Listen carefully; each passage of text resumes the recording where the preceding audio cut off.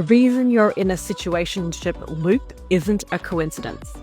If you keep finding yourself drawn to emotionally unavailable men who are hot and cold, who never quite commit to you, who make you feel amazing but then disappear, the mistake that most women are making is treating this as if it's a dating problem, a numbers game.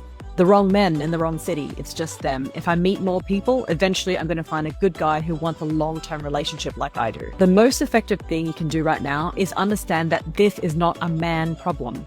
It is actually a subconscious pattern problem. Now, your subconscious mind formed a blueprint for love very early on in your childhood, based on how love felt in your home, how consistent or inconsistent the people closest to you were, whether you had to work for attention or whether it's freely given. And that blueprint does not sit quietly in the past. It actively scans every room you walk in, every profile you swipe on, every man you meet, looking for a match. And the match that it's looking for is not the healthiest man in the room.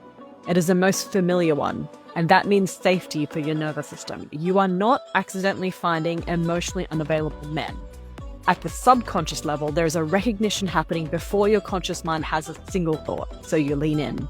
Not because you want to be treated badly, but because your nervous system has confused familiar with safe and withholding with desire. Until that blueprint changes, the same man's going to keep showing up for you with a different name in a different city. Not because you have terrible taste or you're somehow drawn to pain. You just inherited a love blueprint before you were even old enough to question it. None of that was a choice, but changing it can be. A really great example is this. Think about a radio receiver that is tuned to a specific frequency. It does not receive every station. It only picks up the one that's calibrated. You could be in a room full of incredible men, warm, available, consistent men, and your receiver just doesn't pick that up. They feel flat, unexcited, just boring. Meanwhile, the emotionally unavailable one is coming loud and clear, because that is the frequency